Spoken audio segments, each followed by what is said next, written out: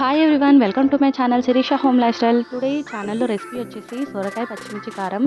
సొరకాయలో పచ్చిమిర్చి కారం వేయడం వల్ల చాలా కమ్మగా ఉంటుంది. అన్నం చపాతీ రోటీలోకి అద్దిరిపోతుంది. మరి లేట్ చేయకుండా ఈ సింపుల్ ప్రాసెస్ ఏంటో మీరు కూడా చూసేయండి.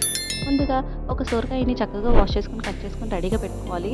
ఇప్పుడు స్టవ్ ఆన్ చేసుకొని ఒక కడాయి పెట్టుకొని అది హీట్ అయిన తర్వాత దాంట్లో 3 టేబుల్ స్పూన్ ఆయిల్ వేసుకొని ఆయిల్ హీట్ అయిన తర్వాత దాంట్లో పోపు దినుసులు వేసుకొని తర్వాత ఒక టీ స్పూన్ పసుపు, ఒక టీ స్పూన్ అల్లం వెల్లుల్లి పేస్ట్ కూడా వేసుకొని పచ్చివాసన పోయేంత వరకు బాగా కలుపుకోవాలి.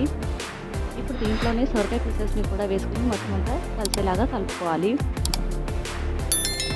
రెగ్యులర్గా చేసుకునే సొరకాయ కర్రీలా కాకుండా ఈసారి ఇలా పచ్చిమిర్చి కారం వేసి ట్రై చేయండి. చాలా కమ్మగా ఉంటుంది, మీకు తప్పకుండా నచ్చుతుంది.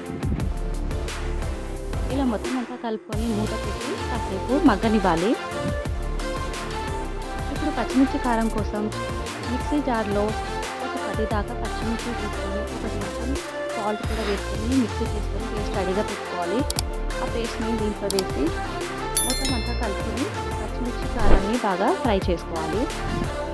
మొత్తం అంతా కలుపుకొని మూత పెట్టి ఒక 5 మినిట్స్ కుక్ చేసుకున్నాక మూత తీసి మరి కాసేపు కలుపుకొని దీంట్లో కొత్తిమీర వేసుకోవాలి.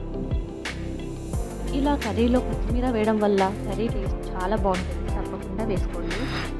కొత్తిమీరతో పాటు ఒక టీ స్పూన్ ధనియా పౌడర్ కూడా వేసుకొని ఇంకా సర్వ్ చేసుకోవడమే. ఇంకా టేస్టీ సొరకాయ పచ్చిమిర్చి కారం కర్రీ రెసిపీ రెడీ అయిపోయింది. మీరు కూడా తప్పకుండా ఇంట్లో ట్రై చేయండి.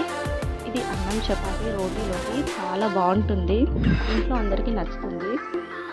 ఈ వీడియో నచ్చితే తప్పకుండా లైక్ చేయండి, కామెంట్ చేయండి, షేర్ చేయండి. ఇలా వేడివేడి అన్నంలోకి సొరకాయ కర్రీ చాలా బాగుంటుంది, మీరు కూడా ట్రై చేయండి. Thank you for watching. Thank you for your time.